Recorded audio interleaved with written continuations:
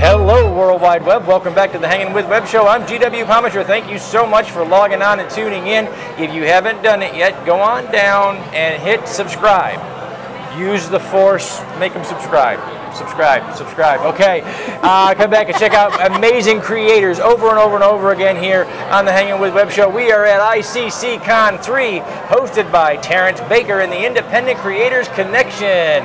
Find him on Facebook, folks. We'll put the link down below. And we're hanging with costume designer Jennifer Frandsen. Jennifer, thanks for hanging with us. Nice to meet you. Thank you very much. Wow. So, looking good. Thank you very much. This is a generic Jedi. A generic It was Jedi. supposed to be Kreia from the Star Wars Old Republic. Okay. But I took the wig out to air it last night and forgot to pack it. So I'm like, I got the rest of it, I'll just be a generic Jedi. We, in addition to being the Hangin' With Web Show, we are also the road entourage for Cosplay Yes. Michael. Yes. And we forget things all the time. I think a lot of people panic when that happens, but you don't need to panic. Go with what you have. Make a twist on it. If I have duct tape, we make whatever I forgot. Duct tape, safety pins, always keep a needle and thread, a pair of scissors. Sometimes you have to cut things off because they don't connect right. So how long have you been designing costumes and doing cosplay? Costuming specifically since about 2002. I went to DragonCon and was like, oh my God, there is a word for what I am. I have found my people. Before that, one of us, yes. I had been making, I'd always made very elaborate costumes for my kids for Halloween. And so that was at about 2002, 2003 is when I made the first costume for myself. This is really nice. Thank you. This is a really good costume. I've been working with independent filmmakers and painters and other artists to get somebody on set, photographers. I've done work with them they come with an idea of what they want the picture to be, and I help put the person into that. That is fantastic. It really is. It's what I would love to do the rest of my life instead of the normal 9 to 5. I would really love to be careful what you wish for. I haven't left this chair in a year and a half. But think of all the people that have come to you. And I love it. Yeah. And I get to share y'all's stories with the web, and I'm very happy. Now you operate Look So Good. Yeah, Look So Good. Look So Good Cosplay. Spelled S-E-W. There's a play in words in there. Very nice, very nice. And you said you do, you're working with photographers, independent filmmakers. You're working with cosplayers. Yeah, oh yes, lots of cosplayers. That's kind of where I started from. Okay. And then I ran out of people to make costumes for, and my family. Like I've made myself a ton, and my son and his girlfriend. So you came here and you met lots of people. And so I was like, well, I want to do this more professionally, because you learn as you go. And are you tabling here this weekend? no, I'm not tabling. No, I don't have. I just kind of wonder. What I want to do is like working with artists. Where they say, I want to paint a picture of a mermaid. Can you help me find a costume? This is what I want her to look like, and come up with the crown and the pieces and make art. I want to make art for the rest of my life. Welcome to the artist community. It is a wonderful place to be. If you're tired of being successfable, come and be an artist. You can always join this family. We love it. Wow. And see, off camera, we're gonna, I'm gonna ask the girls to go ahead and grab some shots there of that, because oh man, that's elaborate back there. Yes. We've been traveling the con circuit now for a little over a year, talking to great cosplayers, some great creative artists. What do you think is the most interesting experience that you've had in your journey? Making your way through conventions and... The most interesting experience was I was dressed as Toma from the Legend of Zelda Twilight Princess, which is the barkeep, and so she's got like the bra and the boobage is showing, and she's got like this dreadlock wig.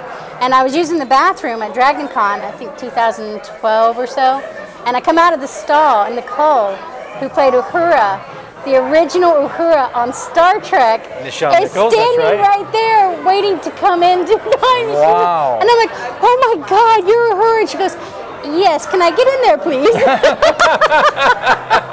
I'm like, oh, of course, I'm so sorry. And then I did the cool thing, and I left the bathroom, and I left her alone. I did not stay there to talk to her because I know they really, if they're just going to the bathroom, just let them go to the bathroom.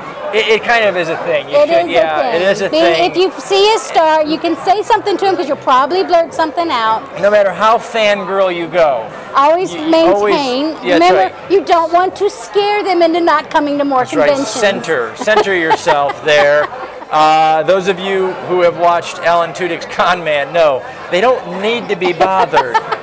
I love that. I was one of the original sponsors on Kickstarter when he set it up. My sons and I, we all. I bought everything. Give me all of it. Anything that Alan and Nathan are doing, especially if they're doing it together. They always kill him. The only character I've seen him survive in lately is Hey Hey from Moana. He was the voice for Hey Hey, the chicken in Moana, and Hey Hey lived. Look, the chicken lives. Until the cameras were off. And then he was a snack. No, I don't think so. Everybody likes a little chicken dinner. So, sorry, Alan. Alan and Nathan's Kickstarter campaign actually inspired the show.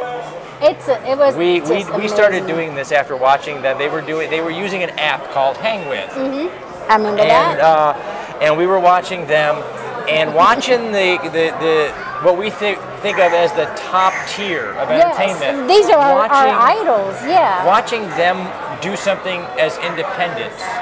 Made us say, you know what?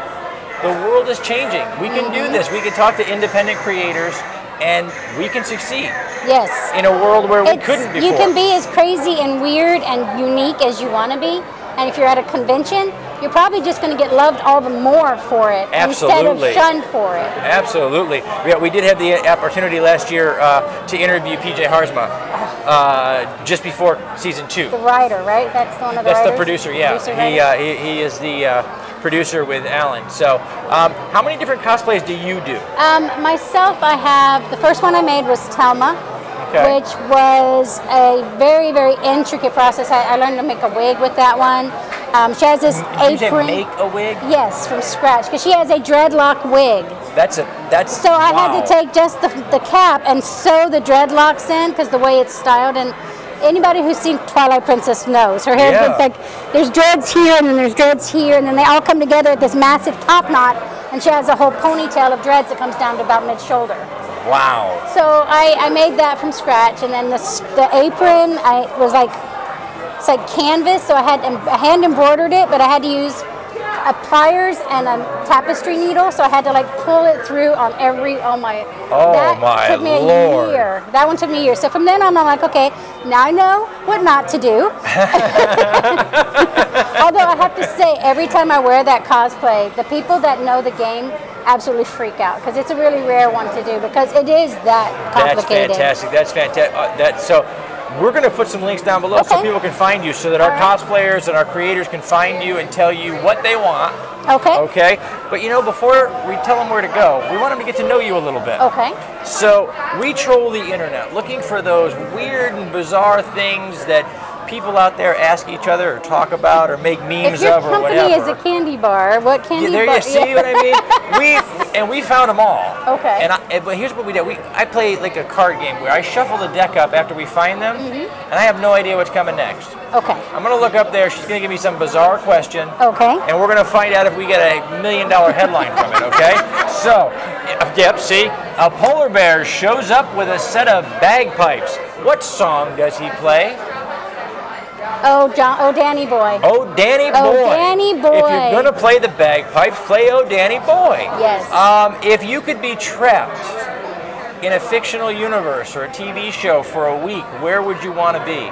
It's going to be a depends answer, because it depends on how I look. If I'm me, then I want to be in like FBI, one of the FBI, CSI. CSIs? Yes, Yeah, one of the CSI you one of the brains helping find the killers.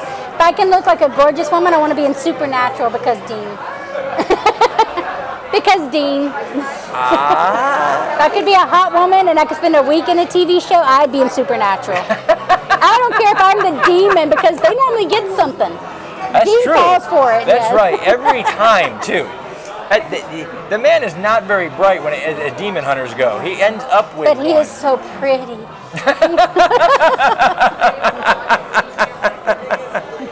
He is God. He's proof that God is a woman. That's what my best friend says. Jared Eccles, you have a fan. Yes, very much so. If you were a box of cereal, what would you be?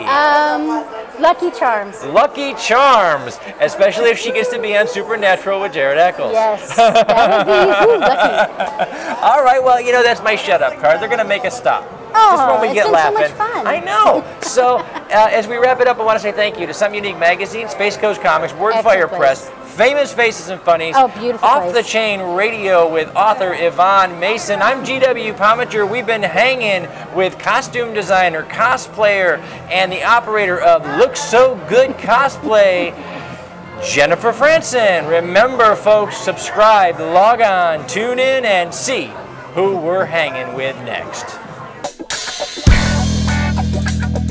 Wow.